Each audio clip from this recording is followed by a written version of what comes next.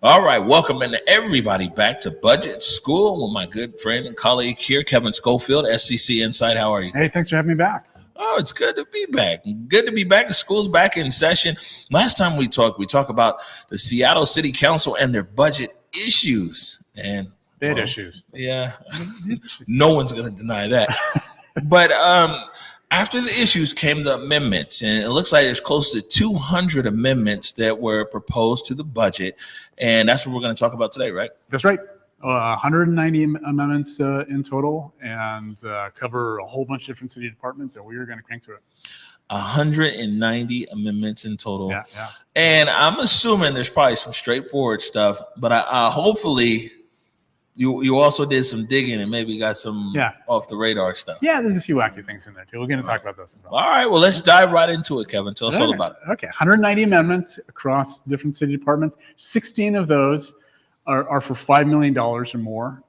But most of them, as is usual for this process, are pretty small dollar figures. Well, sort of in city budget terms, right? Where when you're talking about a $7.1 billion budget, $1 million is actually kind of a rounding error for this. So a lot of them are, $50,000, $100,000, which to you and me is a lot of money. City budget, not necessarily for that, right? So big caveat up front, not all the 190 are going to go into the budget, right? This is the round where they put everything out there so they can talk about everything, find the overlaps, find where they have priorities. But a lot of this stuff is going to end up on the cutting room floor. Because quite frankly, they just don't have enough money to do all this stuff, right? So the mayor handed the council a balanced budget that fully spends almost all the revenue that the city has. So the council, if it wants to do these things, particularly if it wants to spend, it's going to have to find more money, either by cutting something else or by finding new revenues. And there's actually one request to increase the commercial parking tax in here. So they do find a little bit more revenues, but mostly they're going to be taking money away from other things to do this. So I went through the budget amendments and looked for themes across all of that. And, I found a bunch of different themes in there. And, we're going to particularly look in, where, what areas are there just a lot of amendments. So public safety, policing, criminal justice, there are about 38 different amendments around that. Not surprising considering that that's been a big issue for the city and for the city council. Homelessness, about 23. Housing, investments in, in supporting BIPOC communities, both big things. A lot of stuff around food programs and food assistance. Behavioral health, we're going to talk more about that a little bit. There are about 5 around workforce and workers, trying to do more, workforce development, and about 5 around Green New Deal. So a lot of interesting stuff there.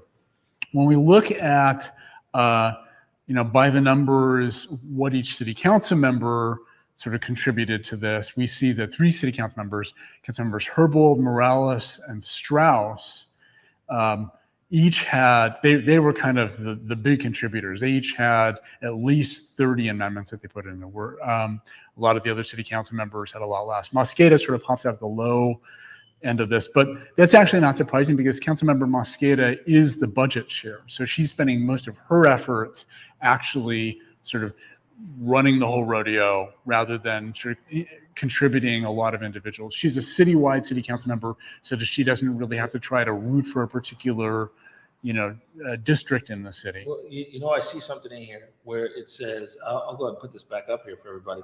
It says district-based. Yeah. And that's something just for that specific district, right? Yeah, so city council members, 7 city council members, will put forward some amendments. And this is kind of why we have the district-based system, right? So there's somebody actually going out there, rooting for the district, saying this is what a district needs. Yeah, so, excuse me. But when I look at this here, though, something that I've seen is kind of inconsistent. Juarez, 11.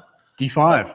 11. But Juarez is somebody who's really been pushing that district, economic drivers, this, that, training facilities, all kinds of stuff. So it looks like Juarez is really digging in there for District 5. She is. And interestingly enough, when you look at earmarks, which are, amendments to benefit sort of specific organizations, give money to a specific organization, Juarez also leads there too, right? Although, that is, it's not supposed to be a part of this process. Officially, they're not supposed to have earmarks for specific organizations. So they always word them. Word them a little weirdly. So they say, this is $50,000 to be awarded to an organization that does this, such as, and then they name the organization. So it's clear to everybody who it's supposed to go to, but they don't officially say. But you can see across here, there's a lot of earmarks from the council members, and Juarez is certainly the leader this time around now. Right. Oh, this is interesting. Anything else on this slide? Yeah. So there were about 18 amendments for SDOT. 7 of those are district-based. So that's another aspect of going out and rooting for, and we see this year after year, right? The transportation projects for, improving safety in intersections and improving sidewalks, adding crosswalks, those always end up being specific amendments that get put in here. And when you look across the homeless and human services department amendments, there are about 50 altogether across those two. And half of those were earmarks for specific organizations, right? And so, this is something that's really characteristic of the council over the last few years is they have friends in some of these specific organizations and they direct money to them. All right. Talking about directing money here, you said, and when you mentioned themes, and you said there's like 17, 18 amendments for BIPOC. Right. Black folk, BIPOC. Some of everybody, people of color. Yeah. Let's talk about that, man. Yeah. You know what I'm saying? What are these 17 amendments kind of targeting BIPOC? What do they look like? Well, the big one is part of what's called an omnibus amendment that Councilmember Mosqueda is putting forward, and the big thing that she talks about around this omnibus amendment is doing a bit of a cash swap so that she can pull back money that the mayor spent around the payroll tax spending plan so that it matches to the letter of the spending plan. That turned out to be mostly a nothing burger, right? It's just there was some $60 million of federal ARPA funding, $60 million of payroll tax funding, and Mosqueda just swapped it and funded all the same things. That didn't matter. But what she also put into there was cutting back some of the funds that the mayor put in the budget to fund some of the programs we've heard a lot about over the last couple of years: participatory budgeting, the Equitable Communities Initiative, and 2 different programs around investments in community safety on this. All right. So is any explanation being given here? Because, these are the same people that less than even a year ago were saying that all of these things needed funding and they needed funding. And that the executive needed to keep her word to make sure that funding occurred for these programs. City council went to the mat for participatory budgeting and everything else. What explanation are they giving now from now taking money out of these programs? Yeah, so it's the explanation giving is a little hard to follow. So let's kind of walk through it. What happened in the mayor's budget is, first, there's money in the budget this year for these programs, but it's not going to get all spent. In fact, there's going to be a fair amount of about $54 million of it, which is not going to get spent this year. And the mayor has proposed carry all that over to 2021. And then the mayor said, and you know what, let's give them basically re-up the full 2021 budget for those programs as well, which would be another $70 million. So altogether, with the $54 million carried over and giving him sort of a new year, with the promise that for example, for Equitable Communities Initiative and for the participatory budgeting, it would be $30 million each in 2022 on top of what would be carried over. And an expectation that in 2023, it would be another $30 million ongoing. So they could take that and say, all right, with the amount carried over in those programs, we can maybe fund some one-time stuff. And then knowing that there's going to be $30 million of ongoing funding, we could fund some programs that we don't want to stop after 1 year. We want to keep going. And what Mosqueda said is, okay, we'll carry over the underspend from 2021, but rather than giving them a whole additional year for 2022, we're just going to top those up to what the original 2021. But it wasn't the communication out the council that Black-led organizations best know how to spend their money? That was the communication out of council. People closest to the problem or people closest to the solution. Is it now that like these Black-led organizations don't realize, well, hey, you might get funding this year, there might not be next year, and so they're just gonna, do something. Come on, man. And frankly, I think this is a little insulting. Mosqueda said, well, we don't want to create what's called a fiscal cliff. We don't want to create an expectation that, there's $57 million in participatory budgeting this year that's going to go down to 30 million. But, people are smart. If you tell them this is what we're doing, they know, yeah, we can spend. Black people in this city have been on a physical cliff since the beginning. What's no, I don't know. This one got me here, Kevin, because as much stuff as came out of City Hall, you know what I'm saying? And we followed it. As much stuff that came out of City Hall, and really, we did a special with Morales. Remember, we did a 9 a.m. special with Councilmember Morales, was gracious enough to come on and join us and talk about the support behind the participatory budgeting, how this is the way of the future, and how they've talked to all these different people, even in different countries, how participatory budgeting can work, and how the city needs to get behind it and everything else. So here's the mayor now saying, here's $30 million to go ahead for another year into this pot. And now the city council pulls it away because maybe these black folks that is supposed to help, they not smart enough to realize how to manage their money. Yep. So come on, man. Cutting it down to about 3 million addition to the 27 million carrying over. Man, right. You know what? It'd be interesting, right? Because this is what we see here in the city. And I know budget school ain't really the place for no rant, but sometimes it is. I gotta put it out there. If it wasn't Mayor Durkin, if it wasn't Mayor Durkin who said, you know what, I'm gonna put 30 million in participatory budgeting. If it was perhaps a candidate that's in office that the city council has more favorable, and they said they were gonna put 30 million, they might even challenge them, like, no, man, maybe you should put 40. But is it our black community gonna sit here and people keep playing a game with our community over petty politics? They keep playing a game with this is our real lives here. This is our real lives. And the people of the city of Seattle said, basically, okay, hey, we agree. Let's invest. Let's make these investments. And this is what I'm saying. Black folks always get caught up in these funny little games down at City Hall. Always getting caught up in these games down there, man. And it's just, you know what I'm saying? It's just not right. Yeah. And if the mayor kept her commitment to put the money there with the people, then the money should stay there. Well, it's not a done deal yet. This is a proposed amendment, and there are more opportunities to get your feedback. And we talked about in budget school all the ways that you can talk to the city council, get your feedback. So we'll see what happens. But at this point, Councilmember Mosqueda has proposed pulling back $47 million of the funding from these programs for other council priorities. So, there's some good stuff in there. Yeah, that's because the black folks ain't a priority no more. You know what I'm saying? The news cycle is turned. Ain't nobody talking about, George Floyd. Ain't nobody talking about hands up, and ain't nobody talking about Black Lives Matter. So the news cycle has turned now, and so now it's no longer a priority. Anyways, Kevin, what you got? So there are a few other things we should talk about, just to round out the picture for the amendments that talk about investments in the BIPOC community. The council does want to put another $11 million or so into the Equitable Development Initiative. They're pushing the Seattle Municipal Court really hard on criminal justice reforms, which is going to be a little tricky because we have the separation of powers across our different branches of governments, and the judicial branch, and quite frankly, the Seattle Municipal Court has been in a lot of ways a pretty good pioneer in terms of pushing forward on criminal justice reforms to address racial disparities. But they don't really like it when the other branches of government tell them how to do things. So we'll see how well that goes. We talked about earmarks before. There's a lot of earmarks for specific programs and organizations around the space. So, different communities, Black LGBTQ youth, East African community, Vietnamese community, several for the Indigenous community, and one for the Chinatown International District around, specific organizations to invest back in the community. But, it is interesting the City Council taking the approach of, we want to say exactly how this money is going to get spent. And then they're putting aside, they are proposing putting aside $620,000 to make Juneteenth a city employee holiday. Yeah, I wonder when they're going to claw that back.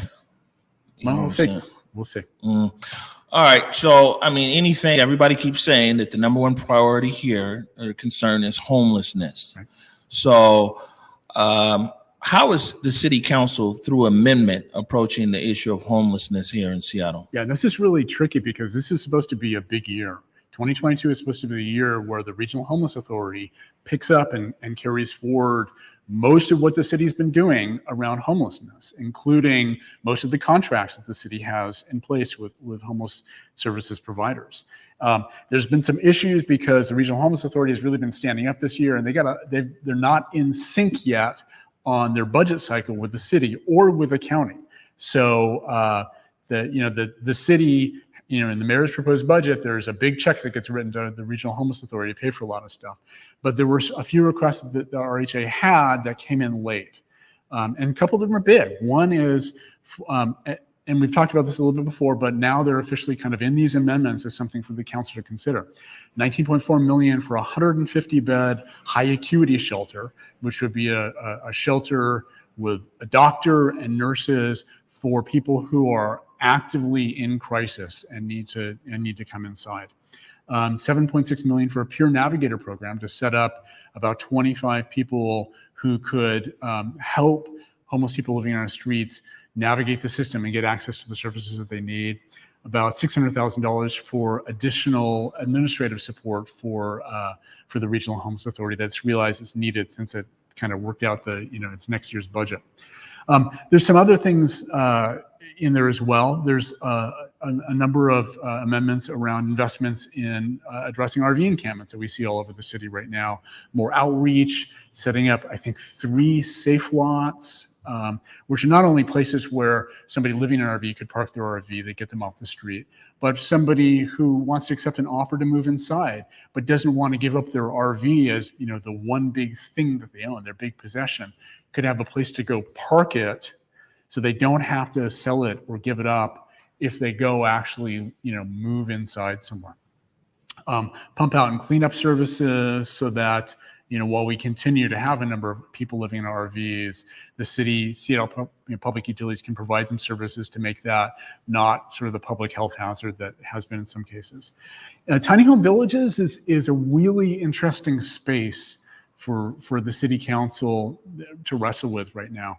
So they're looking at, they don't have a lot of plans for expanding the number of tiny home villages in a big way next year. There's a lot that's going to be coming online between now and the end of this year, 2021. But next year, there's not a lot of money to sort of go bigger with that. But they are putting some money into upgrading some of the amenities and services at some of the existing ones, like putting in a permanent sewer line at Camp Second Chance, and protecting the funding as we move to a new mayor, because they're worried that, the next mayor, and in fact, the Regional Homeless Authority might not be as supportive of a big push around tiny home villages that this city council is. So also more funding for the Clean City Initiative to continue to sort of collect up garbage and needles where there previously either are currently or previously have been in unsanctioned encampments around the city. And then once again, lots of earmarks around specific programs that the city council is close with. Now, that's a lot of money. There's a lot of money. Yeah, it's a lot of money. You mentioned one of the themes was behavioral health. I know traditionally that's something that's handled by public health, Seattle King County. Why is that like in the city budget? Yeah, that's a really, really good question. The deal that the city has had with King County is they actually have this joint Seattle King County Public Health Department that's funded and run by both, but the mental health part of it has something that traditionally has been run and managed by King County rather than the city. So, I mean, what we're seeing here at some level is a lot of impatience, both, with the county and their struggles to really spin up and run effectively mental health services at the scale that we need them, and the state, who's we've seen with Western State Hospital and other issues, the state's really been struggling with what they do around mental health services as well. So this is a case where there are a bunch of amendments out there now for the city council to make some pretty big spends in some cases around mental health services and just sort of do it themselves. So $32 million of one-time funding for setting up a voluntary crisis stabilization center, another $13.9 million to expand the current, crisis center that the city runs, and then a couple of smaller requests, $1 million to expand mental health services, $1.5 million to expand mental health services specifically for the Duwamish tribe. And then, which is, this part may actually sort of make the most sense at all.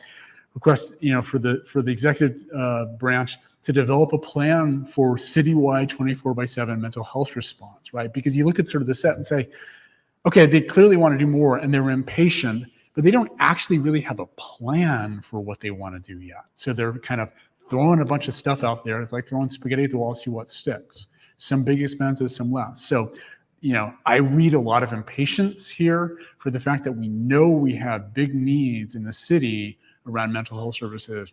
And what we stood up so far, what the county and the state have stood up, are really not doing the trick. But now the city has no track record of doing this. So will this, you can fault the county and the state, but will the city with no track record, no expertise in this do any better? That's a really good question.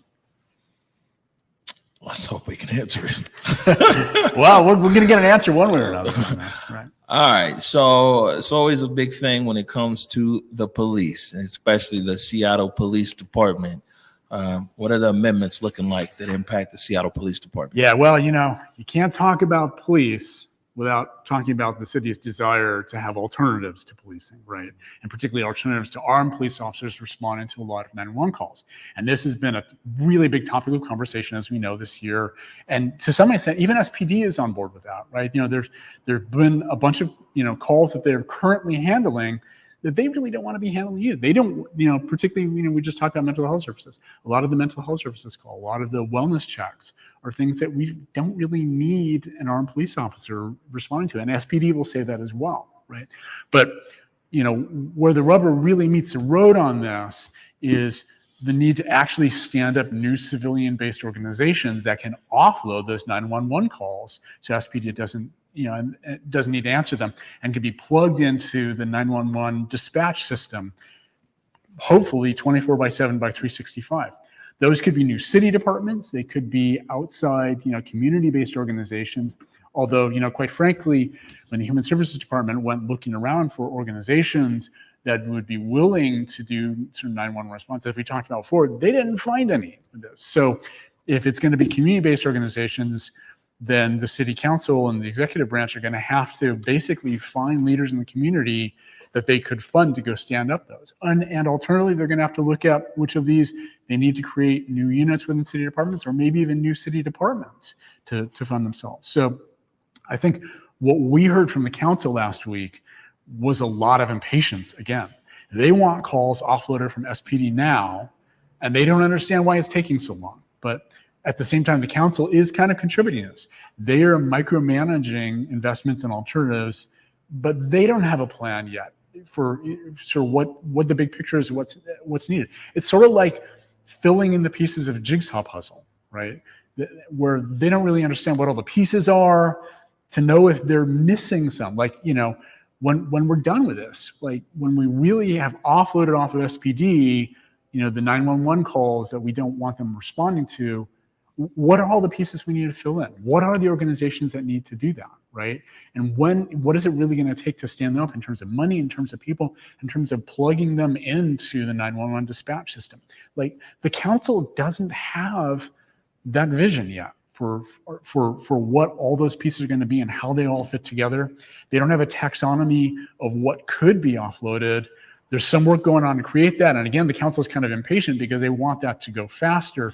And they don't seem to be happy with that. SPD seems to be the one leading that work right now. So they're starting to get prescriptive about, okay, we're going to, we've got amendments to fund this organization, fund this organization, fund this organization. But it looks kind of scattershot right now across all of that. But, that said, the council is pushing hard on some other investments too that are related to criminal justice reform with their proposed amendments. Some increased money for community-led restorative justice programs, a lot of stuff around gender-based violence, which there are a couple of council members that have really championed that. They want to push very hard on diversion programs, both pre-arrest diversion with SPD through a program called LEAD, and pre-filing diversion, which is work that's been going on in the city attorney's office. Fully funding LEAD is one of the amendments they put in. That's going to cost about $11 million to be able to grow LEAD, to be able to take all the eligible referrals from across the whole city rather than sort of the smaller pilot version they've been running for the last several years. But where, they get a bigger issue is with the city attorney's office. And, none of the city council members are going to say this out loud, but quite honestly, what's going on is they're a little scared that Ann Davison is going to win the election this week. And if she wins, they don't think that she will necessarily be as fond of pre-filing diversion as Pete Holmes has been, or that Nicole Thomas Kennedy is going to be. So they're looking at, are there ways through the budget and legislatively they can either mandate pre-filing diversion through the city attorney's office, or at least protect that money so it can't be siphoned off for other things. It's like a preemptive move here, huh? Yeah. So there's definitely concern with the council on that. Right now, SPD. Yeah. Well, I mean, what about their budget? Like they got like 19-20 million in salary savings, right? Right. So based upon the attrition they had over last year compared to 2021 budget, it looks like they're going to start, what they need for salaries about $19 million less. And SPD, as we talked about before, has proposed how they want to spend all that money. The city council's amendments, could potentially cut or proviso up to about $5 million of that salary savings for other uses. And by provisos, that's basically saying, okay, we're not going to let SPD spend it for now. So if, they don't meet the goals of their really aggressive hiring plan, we know they won't have spent that in advance and we can pull that money back and spend it on other things, right? Also potentially providing about $2.5 million for technology. And we talked about that when we went through, the issues that SPD hasn't done a good job of explaining what some of those technology projects are about. So the city council is saying, well, maybe, we're going to hold back some of that money until they give us a better explanation of that. SPD put in, as we talked about before, about $1 million for hiring incentives, and there are amendments that would either cut or proviso that money. The proviso would be, they'd release it if the mayor and the executive branch put forward a program that looked to hire incentives across all city departments and not just SPD. And then Councilmember Sawant has proposed, Councilmember Sawant was the one who proposed just cutting that $1 million altogether. Councilmember Peterson, on the other hand, has proposed, well, how about $2 million for a retention program for police officers? And I'm not sure that that's going to get, a lot of support from his colleagues on the council. So that's a bunch of stuff that they're looking at with SPD. Well, we'll keep our eye on that.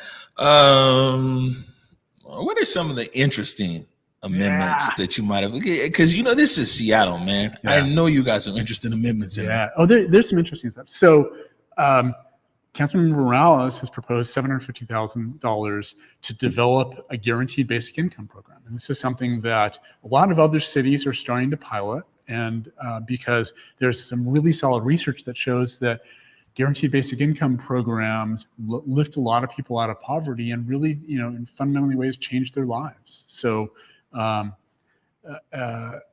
keep people from becoming homeless, and in which case they would actually, in some ways, cost the city more than just giving them guaranteed basic income.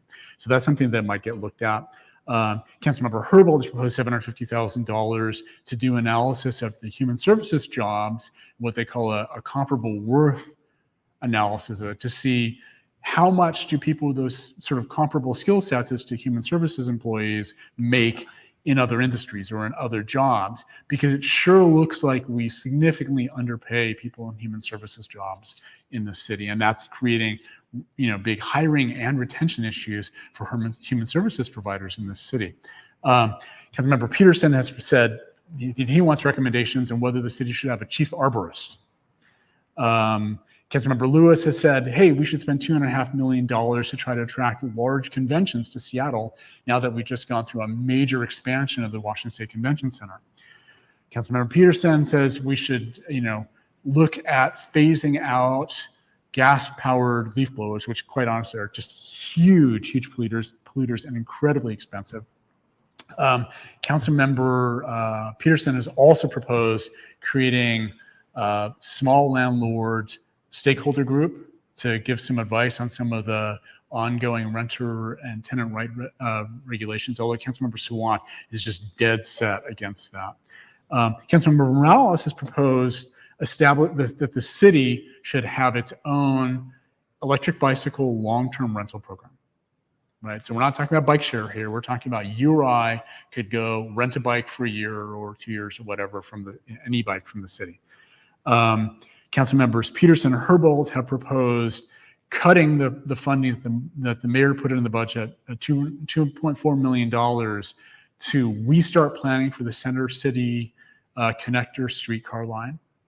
And then just Councilmember Morales put in $50,000 to add pickleball court lines to the city's existing tennis courts. Yo, pickleball is big, man. There is a strong pickleball lobby in this. This is not the first time they've come and asked the council to and the Parks Department to paint pickleball lines on the tennis courts. Serious business, man. It's serious stuff. Yeah. All right, so these amendments are up there. Most of these dogs ain't gonna hunt, man. You know what I'm saying? Right. Which one are we gonna see actually pass, or which ones do you think? So what's gonna make it through? I think Councilmember Mosqueda's omnibus amendment is going to make it through. We'll see if there are any changes to the BIPOC communities investments that got pulled back. But, as we went through 190 amendments, they've got a lot of use for that $47 million. So, we'll see what happens there. The food program spending, I think, is pretty uncontroversial. The mayor wanted to start ramping down that now that we seem to be coming out of the COVID pandemic, but there's still an awful lot of need out there. I think the longer term question is, will it ever be palatable to cut back the city's investments in food programs? Or is that just sort of a one-way street that we go through? Not that it's necessarily a bad thing, but that's a long question. The city council is still very much enamored with tiny home villages, so I think that's going to go through. There's a lot of champions on the city council for some childcare amendments that are in here that I think will continue through. There's an amendment that will provide a one-time increase for salaries for employees of human services providers. We talked about just a minute ago, they tend to be pretty dramatically underpaid in this city, so that will be well appreciated, and I think that'll almost certainly go through. The earmarks and the district-based items, this is sort of the sausage making for how a budget comes together, that not all of the earmarks and not all the district-based spending is going to go through, but each of the district-based council members are going to get some of what they want. And that's the price to pay, of supporting each other for some of those stuff so that each of them can get some of what they want for themselves, right? And then I think we're almost certainly going to see some cuts in provisos on SPD's salary savings because, from an optics perspective, I don't think the city council wants to look like they're not being tough on SPD. So what's going to be controversial? So I think that big ask from the Regional Homeless Authority for their 150-bed high acuity shelter is going to be kind of controversial because this is an organization that's still standing itself up, and that's a big spend, but it's also a big ask. And I've last week heard the city council members, a couple of them saying, do we really think that the Regional Homeless Authority can be successful in standing up this big thing? There are a lot of big amendments around more funding for affordable housing, and everybody loves affordable housing. But the reality is the need for affordable housing is in the billions of dollars, right? And so, it's never going to be enough, right? If we add tens of millions of dollars, if we add $100 million, it's still not going to meet the full need. So it becomes this sort of endless question of how much can we afford to put in this year, right? And knowing that means not funding other things. Council members Peterson and Herbold have been championing putting out a $100 million bond, which would be about $7 million a year of debt service for the next 20 years to fund bridge maintenance, because there's a huge backlog, as we've discussed before, on major maintenance for our bridges. And while SDOT isn't necessarily on board with themselves, right? They have a whole bunch of other maintenance things that they would love to have $7 million a year to go spend money on. So there's going to be some trade-offs here. I don't know what's going to happen with that. How to spend salary savings from SPD is going to be, another good question. There's certainly a lot of folks that say any money taken away from SPD should be plowed into community-based public safety alternatives, right? So if they take $5 million away from SPD, there's going to be a set of advocacy organizations who are going to want that money to go directly into those alternatives. And we'll see how that plays out. Money for 911 alternatives. We talked about how it's a little scattershot right now. Can they come up with a plan? If they have to trade off, some against another, which ones are really going to win? And then as we talked about the behavioral health and crisis center investments, we know we need more, but is the city really the right place to go stand up and invest heavily in that? Right. So, you're better than me, Kevin, because need a microphone. You need a microphone. Yeah. There you go. You're better than me, Kevin, because you actually spent a lot of time watching 18 hours. 18 hours. Yeah.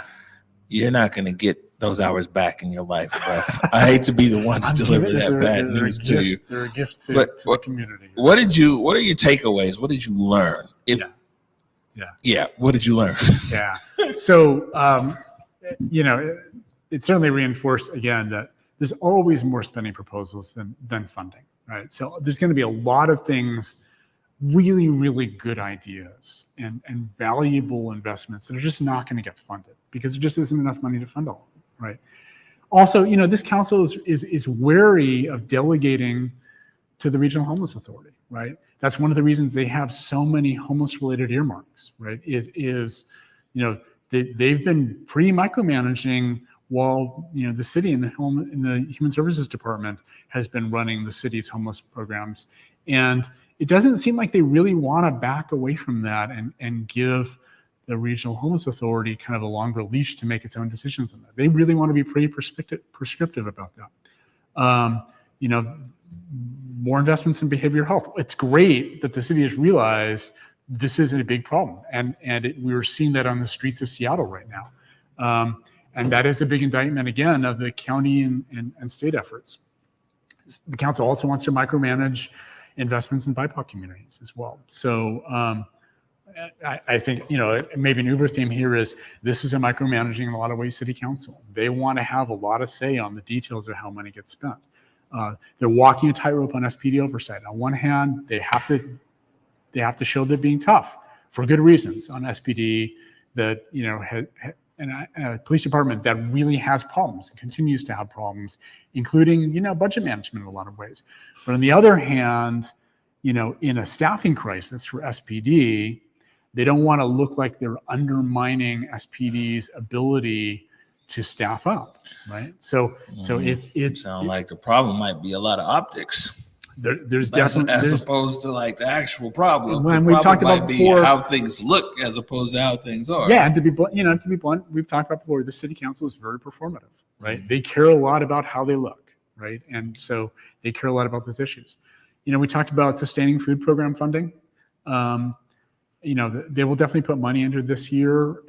What happens in future years with sustaining it? At some point, once we get out of the pandemic, does that food assistance go down? We'll see. Again, big ambitions around affordable housing investments, but they will never fully meet the need for that. So how far do they go with that? There's little new, and this is really interesting. There's a lot of new homeless shelter units and beds coming on board between now and the end of 2021. There's very little investment in new beds in 2022. We talked about some of the upgrades you're going to want to do, but while we still have thousands of people living on the street, we're not standing up a large number of additional emergency shelter. So maybe part of that is they clearly want to put a lot of money into affordable housing, but standing up new affordable housing, which will get people out of the shelters, kind of move people through that pipeline into housing, takes a lot of time to stand up. It's not something you can do in a couple months. So are we all going to be really impatient again in 2022 as we have all of our emergency shelters full and we don't have places to move people off the street into? That's going to continue to be an issue. Bicycle and pedestrian safety improvements are a big priority. We see a lot of earmarks around that, a lot of district-based investments around that. But infrastructure investments like bridge maintenance, maybe not so much. All right. Well, we'll definitely keep an eye on it. And keeping an eye on it means that we need to know what's up next. So what are the next steps here in the budget? Well, so now it's really in the hands of Councilmember Mosqueda, the budget chair. Her job is by November 10th to put together a balancing package, which is some subset of the amendments that we saw, where they match the revenues available and the cuts that are done, such that the budget is still balanced, as we talked about in budget school. They're required by law to end this process with a balanced budget. So she is going to try to put together a set of amendments that she thinks has consensus support among all the council members, maybe not 100%, but enough to pass a budget with 3/4 of the council members, 7 out of 9, and that and will still be balanced. And she's going to unveil it on November 10th. There'll be another public hearing that evening, and then on November 12th, the city council is going to talk about that. And then the following week, November 18th and 19th, is when they finally get around to voting. They're going to vote on the balancing package, and they're going to vote on any last-minute amendments. So there'll be one more round of possible amendments. And all of those last-minute amendments have to be self-balancing, right? If they spend more, they have to either take that money away from somewhere else or find new revenues, so that at this point, the proposed budget on the table is never out of balance. So they always get to the finish line with something that's legal. And then November 22nd, they're going to vote to finalize the budget. All right. So we still got some dates on the calendar. Looks like me and you are going to be hooking up a few more times. A couple more times. We're not out of the woods yet on this. Oh, good stuff. Any parting thoughts before we get out of here? Yeah, again, it's interesting to look at all the amendments and see all the good ideas. And there's a lot of good ideas and there's a lot of needs. And I always feel bad to see all the ones that end up on the cutting room floor that don't get funded, because that thing that would have done a lot of good. So, there's going to be some disappointment in the coming weeks, right? But there is a lot of good stuff that's also going to get funded. Yeah. Let's see what kind of things get sorted out. And also we want to see what this commitment's going to look like to Black folks and people of color from this city council, see where those commitments go. All right. Until episode 9, my good friend, thanks for joining me. Thank you, my good friend.